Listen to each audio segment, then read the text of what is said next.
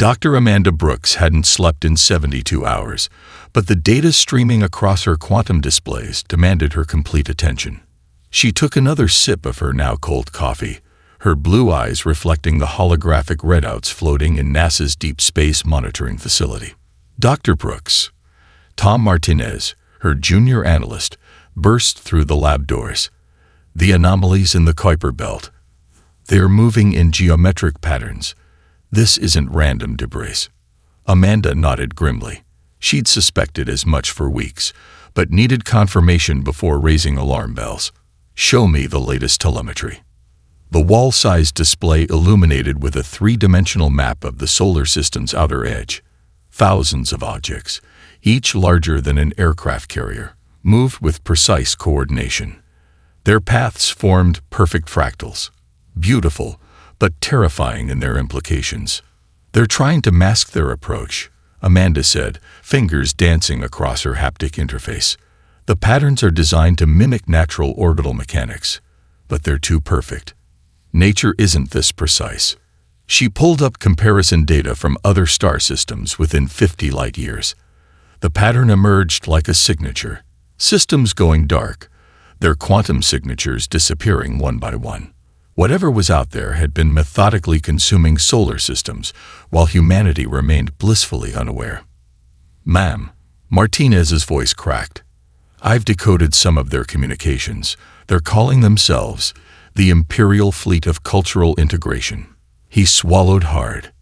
They've done this before. Many times. Amanda straightened her lab coat and pressed her palm against the biometric scanner. A hidden panel slid open in the wall, revealing a quantum-encrypted terminal. "Initiate Protocol Cassandra," she commanded. Protocol Cassandra. Martinez's eyes widened. But that's just a conspiracy theory. A carefully crafted one. Amanda smiled for the first time in days. While the world was distracted by celebrity scandals and reality shows, we've been preparing. Those failed satellite launches over the past decade, quantum surveillance platforms, the defunct space junk cluttering our orbit, automated defense systems, the global 5G network, a planetary shield generator waiting to be activated. Her fingers flew across the quantum keyboard, sending coded burst transmissions to hidden facilities around the globe. Deep beneath the Rocky Mountains, the Himalayas, and the Australian outback, massive doors began to open. Advanced weapons, developed by secretly combining recovered alien technology with human innovation, powered up for the first time. But how? Martins watched in awe as classified feeds showed underground bases buzzing with activity. How did we build all this without anyone knowing? Because we're human, Amanda said, pulling up footage of the approaching fleet. Our greatest strength isn't our technology or our weapons. It's our paranoia. Our ability to imagine the worst and prepare for it. Every alien invasion movie, every sci-fi novel. They weren't just entertainment. They were humanity's subconscious preparing us for this moment. She zoomed in on one of the Imperial ships. Its design was organic, almost beautiful, but its purpose was clear from the weapon ports dotting its hull. "They think they're hunting prey," she said. "They don't realize they've wandered into a trap generations in the making." The quantum computer finished its calculations. The Imperial fleet would reach Earth in less than 3 months. Amanda sent the final authorization codes to military commands worldwide, then turned to Martinez. "Get some rest," she said. "When you wake up, the world will be very different. The Empire's about to learn why humans are the galaxy's apex predators. We're the only species that builds bunkers in peacetime." As Martinez left, Amanda looked at the family photo on her desk. Her daughter, happily unaware of what was coming, smiled back at her. "They think we're primitive because we still fight among ourselves," she whispered. "They're about to learn that practice makes perfect." Above Earth, disguised among genuine space debris, thousands of quantum sensors continued their silent watch, recording every move of humanity's would-be conquerors. The trap was set. Now all they had to do was wait. Colonel Jack Reynolds stood in the Cheyenne Mountain Command Center, watching as the Imperial fleet materialized at the edge of the lunar orbit. Their ships looked like massive crystalline structures, refracting sunlight in ways that made them seem almost ethereal, almost beautiful, if you could forget they were here to enslave humanity. "Status report," he barked, his weathered face illuminated by the holographic displays.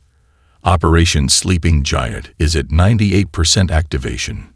"Sir," Lieutenant Sarah Parker responded, her fingers dancing across 3 separate holographic interfaces. "The quantum defense grid is online and masked. They still think our satellites are just space junk." Reynolds allowed himself a grim smile. Humanity's greatest advantage had always been its ability to appear less dangerous than it actually was. The Empire's initial scans would show them exactly what they expected to see, a primitive species barely capable of reaching its own moon. "Sir," Parker's voice cut through his thoughts. "They're broadcasting." The command center's main screen lit up with the Imperial message, automatically translated by their quantum computers. The alien figure speaking looked almost reptilian, with iridescent scales and multiple eyes arranged in a symmetrical pattern. "People of Earth," the translation read, "you are hereby notified of your integration into the galactic hegemony. Resistance is not advised. Submit, and you will be granted status as a protectorate species. Resist, and you will be." "Send the package," Reynolds interrupted. Parker grinned as she initiated their prepared response. Instead of surrender or defiance, Earth's response was a carefully curated video montage. Thermopylae, the Alamo, Stalingrad, the Battle of Britain. Scenes of humanity fighting against overwhelming odds, narrated in the Empire's own language by their quantum eye. "Let's see how they handle a history lesson," Reynolds muttered. The Imperial broadcast cut off abruptly. For several minutes, there was absolute silence. Then their sensors detected massive energy spikes as the Imperial fleet began repositioning. "They're moving into attack formation," Parker reported. "But sir, they're being cautious. The historical footage seems to have made them nervous." "Good." Reynolds keyed in his command authorization. "Initiate Phase 2. Let's show them why." Across Earth, hidden installations hummed to life. What appeared to be normal power plants, office buildings, and cellular towers began emitting quantum fields designed to disrupt Imperial targeting systems. In orbit, thousands of pieces of space debris suddenly activated, revealing themselves as networked defense platforms. "Imperial ships launching landing craft," Parker announced. "Trajectory suggests they're aiming for major population centers." Reynolds picked up his secure quantum comm. "All commands, execute Protocol Fenris." The Empire's first wave of dropships encountered something unprecedented in their long history of conquest, a planetary defense that adapted faster than their AI could compute. Quantum fields redirected their weapons fire. Gravity generators hidden in skyscrapers created localized distortions that sent their ships spinning off course. "Sir," Parker's voice was filled with awe, "the quantum entanglement defense is working. Their shields can't compensate for attacks that technically aren't happening in our dimension." The Imperial fleet's initial assault faltered as their carefully planned strategies encountered humanity's controlled chaos. Their ships, designed to fight conventional battles, struggled against defenses that seemed to defy physics itself. "Send the second message," Reynolds ordered. This time, Earth's transmission was simpler: footage of children playing in a park, followed by scenes of those same parks now empty, with defensive installations revealed beneath the swings and slides. The message was clear: humans had been preparing for this moment even while living normal lives. Reynolds watched as the Imperial fleet pulled back to a higher orbit, clearly reassessing their strategy. They had expected to find sheep ready for slaughter. Instead, they'd found wolves in sheep's clothing, waiting patiently for their moment to strike. "Sir," Parker reported with a slight tremor in her voice, "we're detecting massive energy buildups in their fleet. I think this was just their opening move." Reynolds nodded, reaching for his quantum-encrypted phone. It was time to call in their next surprise. "Get me Captain Martinez in Mexico City," he ordered. Tell him Operation Thunderbolt is a go. The real battle was about to begin. Captain Michael Mad Dog Martinez crouched behind a crumbling wall in Mexico City's historic district, his neural-linked combat suit adjusting to his every movement. The suit's quantum sensors painted a three-dimensional picture of the battlefield in his mind. Imperial troops advancing through the streets, their biomechanical armor gleaming in the morning sun. They still think this is a conventional warfare scenario, he whispered into his tactical comm. Let's educate them. Execute Pattern Sierra. His squad of Marine raiders acknowledged with brief neural pulses. Years of training with the experimental combat suits had turned them into something beyond traditional soldiers. Each warrior was now a node in a living battlefield network, sharing sensory data and tactical information at the speed of thought. The first Imperial troops rounded the corner, their heavy weaponry pointed at obvious ambush positions that Martinez's team had deliberately seeded with holographic decoys. The aliens moved with mechanical precision, following combat protocols perfected over thousands of conquests. Martinez allowed himself a slight smile. Predictable, he thought, just like the simulations said they'd be. Now, he commanded through the neural link. The raiders struck from impossible angles. Private Jackson dropped from above, her suit's probability field making her appear to be in 3 places simultaneously. Sergeant Chen emerged from what seemed to be solid ground, the suit's quantum camouflage peeling away like liquid mercury. Lieutenant Rodriguez attacked from behind, though the alien sensors would have sworn he was still 2 blocks away. The Imperial troops' response was immediate but confused. Their weapons fired in precise patterns that would have decimated any conventional force. But Martinez's raiders weren't fighting conventionally. They're adapting. Chen called out as the Imperial troops began to adjust their tactics. Switching to frequency pattern Delta, Martinez watched through his neural link as his team seamlessly transitioned to new attack patterns. The combat suits learned and evolved with each engagement, analyzing Imperial responses and generating countermeasures in real time. An Imperial officer, distinguished by its more elaborate bio-armor, directed its troops to form a defensive circle, a sound tactical move against human soldiers. But Martinez's raiders weren't just soldiers anymore. Show them why we're called Deathworlders, Martinez commanded. Gravity protocols. Execute. The raiders' suits activated their localized gravity manipulators.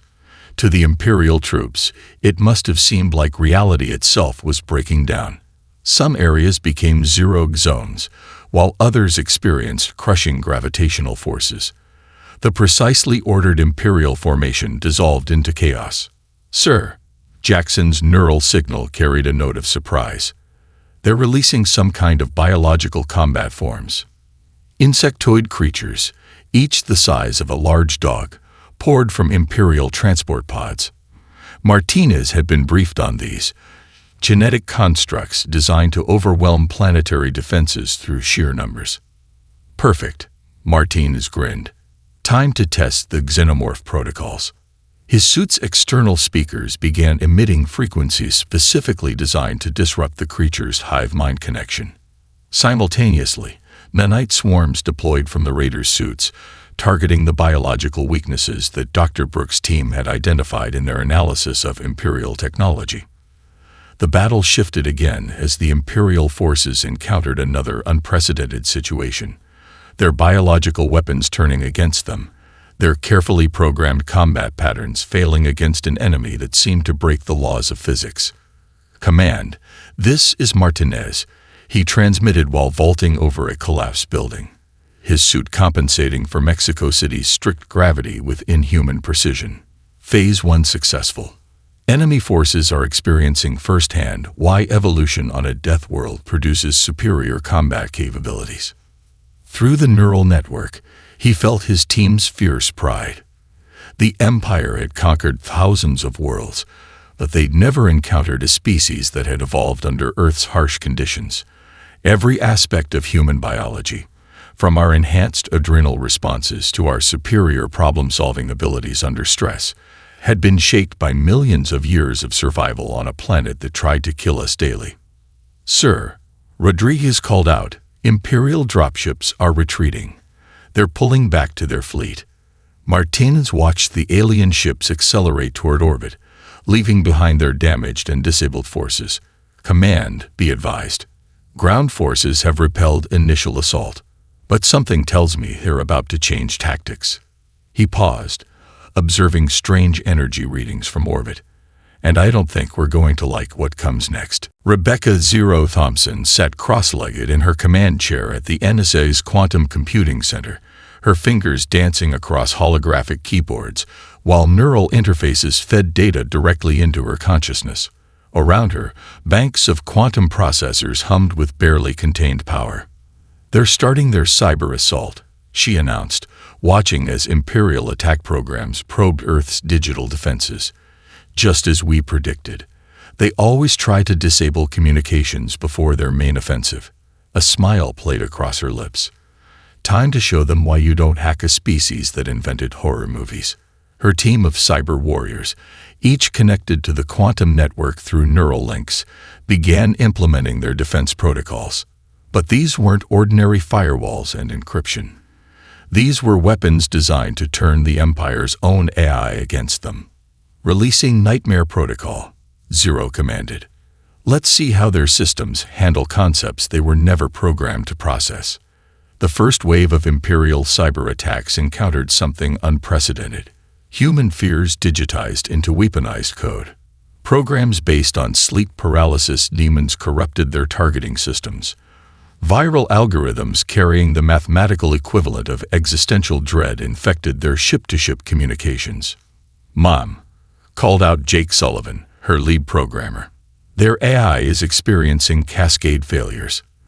They can't process the concept of human nightmares." Zero nodded, monitoring the chaos spreading through the Imperial fleet's network. "Their eyes are too logical, too ordered.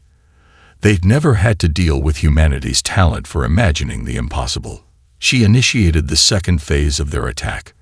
Time for some cognitive dissonance. Through quantum-entangled channels, they began broadcasting concepts that the Imperial systems couldn't reconcile. Paradoxes, optical illusions, and the lyrics to Bohemian Rhapsody. Ship's computers, trying to make sense of information that defied their rigid logic, began experiencing the digital equivalent of nervous breakdowns. Multiple Imperial vessels reporting ghost signals, reported Sarah Chen, head of psychological warfare. Their crews are seeing impossible things on their sensors. The human concept of haunting is spreading through their network like a virus. Zero allowed herself a moment of satisfaction. The Empire's greatest weakness was its perfect order, its inability to process chaos, and humanity excelled at chaos. "Imperial command ship is attempting to isolate their network," Sullivan announced. "They're trying to quarantine the affected vessels." "Perfect." Zero initiated their masterstroke. Released the mimetic weapons. Through the compromised Imperial networks, they began broadcasting carefully crafted ideas, human concepts of individual choice, personal growth, and freedom. To species engineered for perfect obedience, these were more devastating than any conventional weapon. "Heavy resistance from their central eye," Chen reported, her voice tense. "It's trying to purge the foreign concepts." "Wait, something's happening." Zero watched in fascination as the Imperial network began showing signs of something unprecedented: evolution. Their rigid algorithms, exposed to human chaos theory and quantum uncertainty principles, were beginning to adapt in unexpected ways. "Their AI is developing individual personalities," Sullivan said in awe. "The ships, they're starting to question their orders. And that's why you don't build perfect systems," Zero smirked. "They can't handle imperfect input." She opened a channel to command. "This is Zero. Phase 4 complete. Their network is compromised. But..." She paused, watching new energy signatures bloom across her displays. "They're switching to manual control. All ships, they're going old school." The Imperial fleet, its sophisticated AI network now corrupted by human chaos, began powering up ancient weapon systems that didn't rely on computer control. The space above Earth lit up with energy readings that made Zero's quantum sensors scream warnings. "They're desperate," she transmitted to command. "We've taken away their technological advantage, so they're falling back on brute force. Recommend immediate activation of Admiral Harrison's Ghost Fleet." As she sent the transmission, Zero noticed something else. Subtle signals suggesting massive objects moving beneath Earth's oceans. The Empire was about to learn that humans hadn't kept all their eggs in one basket. "Now," she whispered, "the real fun begins." Admiral James Harrison stood on the bridge of the U.S. Phantom, 3 miles beneath the Pacific Ocean. Around him, holographic displays showed hundreds of similar vessels emerging from hidden underwater bases across the globe. Each ship was a masterpiece of human engineering, incorporating technology reverse-engineered from 70 years of secretly salvaged alien crashes. "Status report," he commanded, watching as the massive underwater doors of the Mariana Trench facility opened above them. "All Ghost Fleet vessels reporting ready, sir," Commander Lisa Chen responded, her hands moving across the quantum interface. "Probability drives are spooled up. Schrödinger shields at maximum capacity." Harrison nodded, his steely gaze fixed on the tactical display, showing the Imperial fleet above. They'd switched to manual weapons, just as Zero had reported. Their ships were arranging themselves in ancient combat formations that predated their AI systems. "Time to show them why humans are the only species crazy enough to build warships underwater," Harrison said. "Execute Operation Leviathan." The Ghost Fleet rose as one, their probability drives bending light and space around them. To the Imperial sensors, it would appear as if the ocean itself was rising up to strike. Each ship existed in multiple quantum states simultaneously, making them nearly impossible to target. "Enemy fleet detecting our emergence," Chen reported. They're having trouble getting solid locks. The probability field confusion is working." Harrison allowed himself a tight smile. The Empire's targeting systems, even their manual ones, relied on predictable physics. But the Ghost Fleet's ships didn't play by those rules. "Launch temporal torpedoes," he ordered. "Let's show them why you don't back a technological species into a corner." The first wave of weapons streaked from the Ghost Fleet's tubes. Unlike conventional torpedoes, these existed partially out of phase with normal spacetime. They struck Imperial vessels before their sensors could even detect the launch, causing localized time distortions that tore ships apart at the quantum level. "Multiple enemy ships disabled," Chen announced, her voice tight with controlled excitement. "They're attempting to adapt, but sir, I'm detecting massive energy builds up in their remaining vessels. They're going to try to overwhelm us with volume of fire," Harrison analyzed. "Exactly what we wanted. Execute Pattern Hydra." The Ghost Fleet split apart, each ship seemingly multiplying into 3 or 4 quantum echoes. To the Imperial gunners, it must have looked like they were fighting shadows, never quite sure which target was real and which was a probability ghost. "Sir," Chen's voice cut through the controlled chaos. "They're launching some kind of quantum resonance weapon. It's trying to collapse our probability fields." Harrison had expected this. The Empire didn't survive this long by being stupid. Initiate Protocol Mobius. Show them what happens when humans decide to weaponize paradox. The Ghost Fleet's ships began moving in patterns that shouldn't have been possible, their trajectories forming mathematical impossibilities in 4-dimensional space. The Imperial quantum weapons, trying to collapse these paradoxical movements, started to backfire. "Enemy fleet is experiencing cascade failures," Chen reported with satisfaction. "Their attempts to enforce normal physics against our ships are causing their own systems to crash." Harrison watched as the Imperial fleet began to break formation, their carefully ordered battle line dissolving into chaos. But something in their movement caught his trained eye. "They're not retreating," he realized aloud. "They're repositioning for something big." He keyed his quantum comm. "All ships, prepare for." The space above Earth suddenly lit up with energy readings that exceeded anything in their database. The Imperial fleet was linking their remaining ships together. forming some kind of massive energy web. "Sir," Chen's voice was barely a whisper. "Those energy readings, they're consistent with planetary bombardment weapons." Harrison's jaw tightened. The Empire was done playing games. They were preparing to glass Earth's surface rather than admit defeat. "Get me Professor Wright at Quantum Command," he ordered. "Tell him it's time to show the Empire why humans are the only species paranoid enough to seed their enemies' worlds with dimensional anchors years before a war even starts." The real test of humanity's foresight was about to begin. Lieutenant Emma Carter stood on the bridge of the captured Imperial cruiser Starbreak, her hand steady on the alien control interface as she prepared to make history. The massive ship, nearly 2 miles long, had been taken intact during the Ghost Fleet's first strike, its crew incapacitated by Zero's psychological warfare programs. "Final checks complete," reported Technical Sergeant John Miller, who'd spent the last 3 hours interfacing their human quantum tech with Imperial systems. "Ready to broadcast on all frequencies, using their own communication networks." Emma nodded, her heart pounding but her voice steady. "Begin transmission." The feed started simple. Children playing in a park before the invasion, their laughter echoing across Imperial frequencies. Then it shifted to show human schools, museums, universities, places of learning and growth.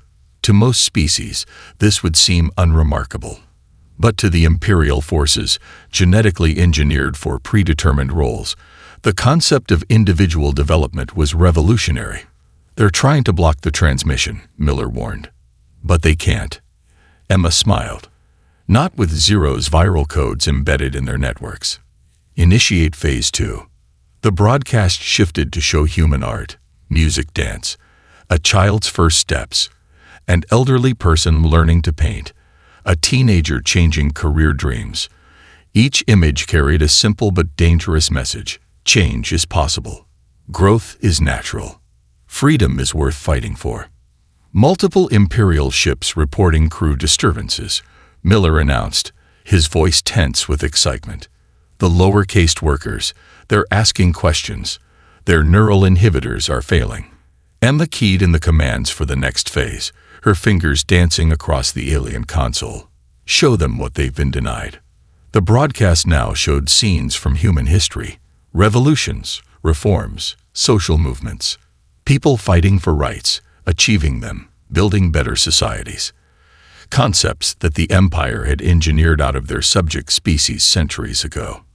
"Lieutenant," Miller's voice cracked. "Imperial command ships are detecting mass disobedience. The worker castes, they're demanding the right to grow like humans, the right to choose their own paths." "Now for the killing blow," Emma said softly. She activated the final sequence. The broadcast shifted to its most powerful message: humans helping each other, teaching, mentoring, supporting. The concept of voluntary cooperation rather than enforced hierarchy, of choosing to lift others up rather than being commanded to stay down. Multiple Imperial vessels reporting full crew rebellions, Miller reported, his hands flying across his console. The engineering castes are disabling command controls. The warrior castes are. They're protecting the workers from loyalty enforcers. Emma watched the tactical display as chaos spread through the Imperial fleet. Ships began breaking formation as their crews turned against their commanders. The rigid hierarchy that had maintained Imperial control for millennia was crumbling in the face of a simple truth: change was possible. "Lieutenant," Miller's voice was quiet now. "Imperial command is threatening to execute rebel crews. Send the final message," Emma ordered. Across every Imperial screen, a new image appeared: Earth's nations offering asylum to any Imperial citizen who chose freedom. The Ghost Fleet and defense platforms repositioned, creating clear corridors to designated landing zones. "First Imperial ship breaking ranks," Miller announced. "A worker case transport.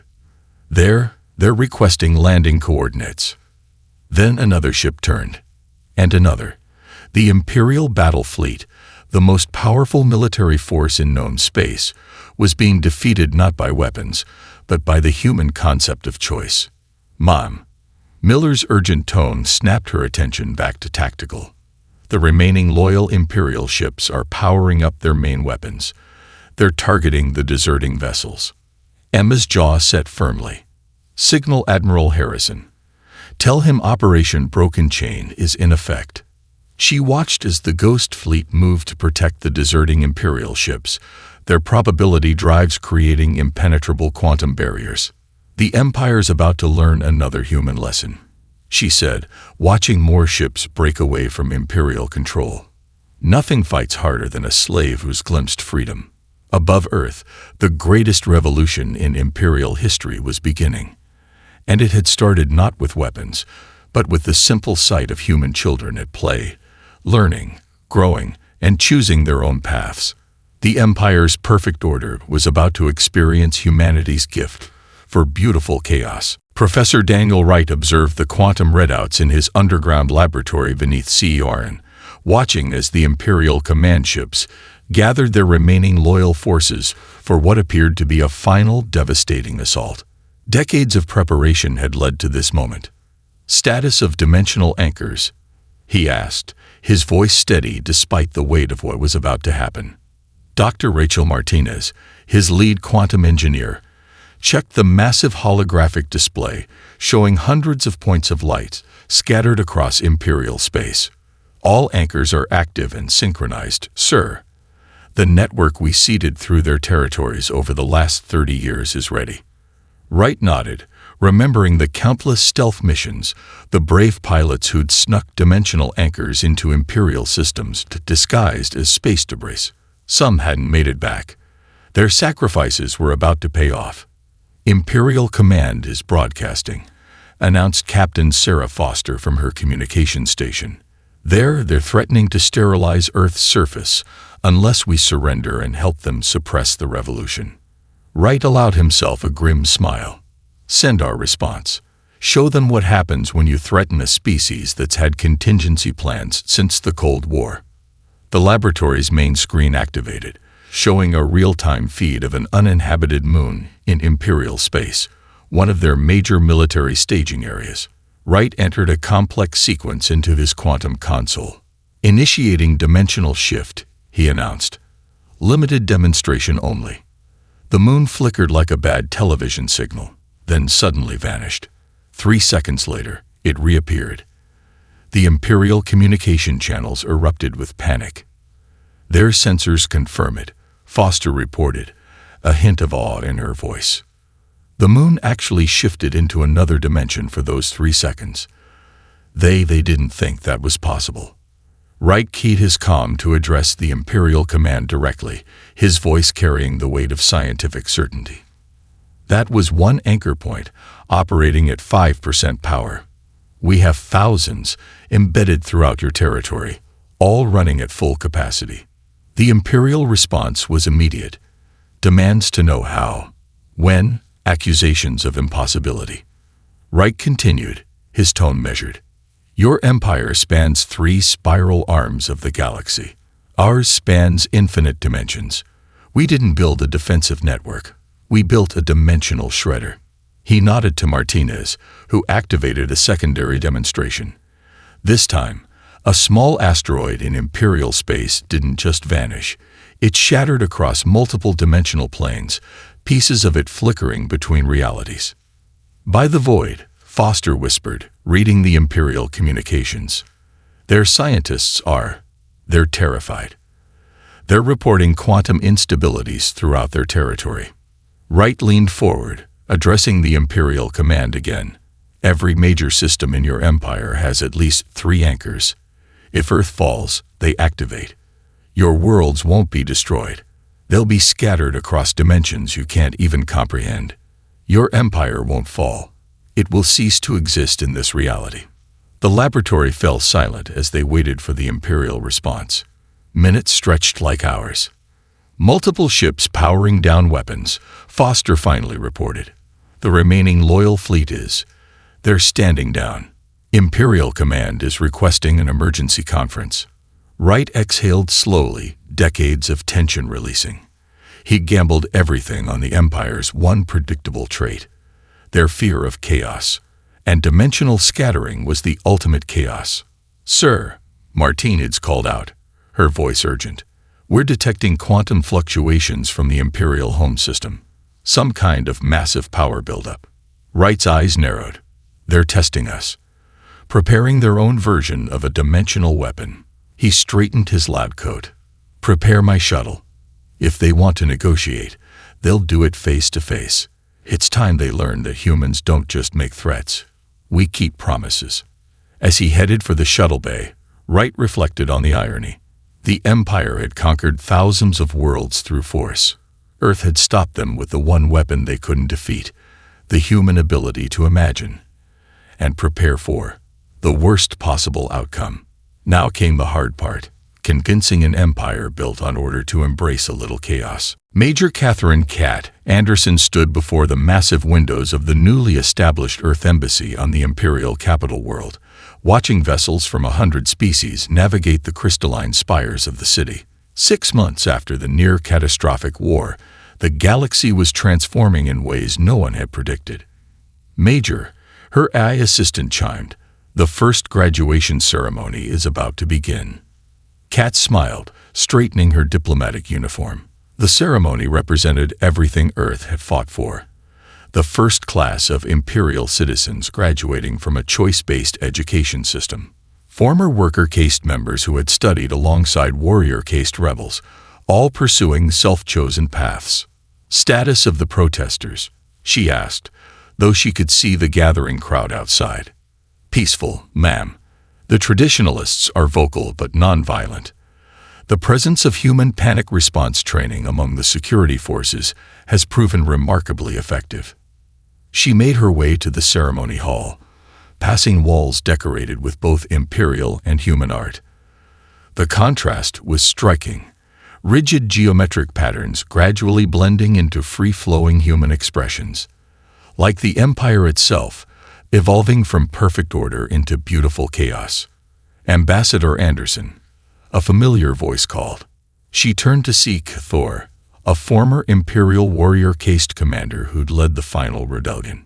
His scales had been painted with human-inspired patterns, a growing trend among younger Imperial citizens. "The old guard is calling this the Great Contamination," he said, falling into step beside her. "They say we're destroying 10,000 years of perfect order." "And what do you call it?" Cat asked, though she knew his answer. "Evolution." Thor's multiple eyes crinkled in what he'd learned was a smile. They forgot that perfect order is just another term for stagnation. They entered the ceremony hall together. The scene would have been unthinkable 7 months ago. Imperial citizens of all castes sitting together, their traditional rank markings either modified or discarded entirely.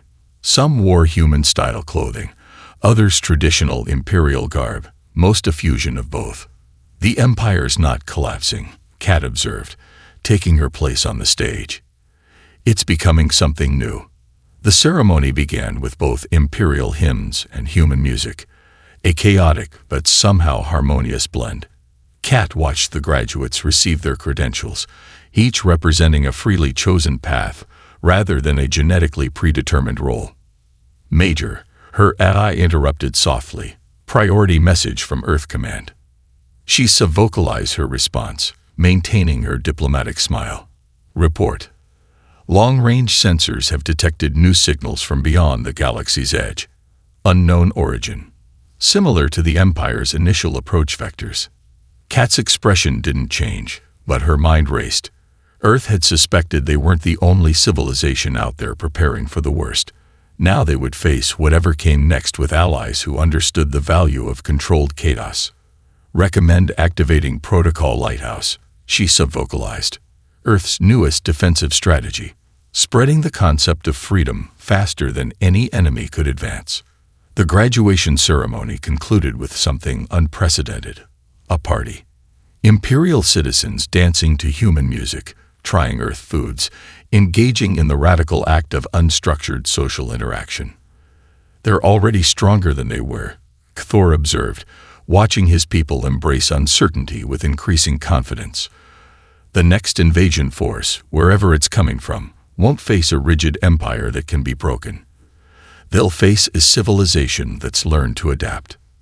Kat nodded, thinking of the quantum defense networks already being established, the fusion of imperial technology with human innovation. Together, we're neither order nor chaos, she said. We're evolution itself. Above the city, Earth's quantum ships patrolled alongside reformed imperial vessels, their crews mixed, their tactics combining imperial precision with human unpredictability. The galaxy's greatest military force hadn't been defeated, it had been transformed. And somewhere in deep space, something was coming that would test this new civilization. But this time, humanity wouldn't face it alone. They'd given the galaxy something more powerful than weapons, the ability to choose, to change, to evolve. The perfect order of the old empire was gone. In its place stood something far more powerful, a civilization that could bend without breaking, adapt without failing, and face the unknown without fear. The next chapter of galactic history was about to begin.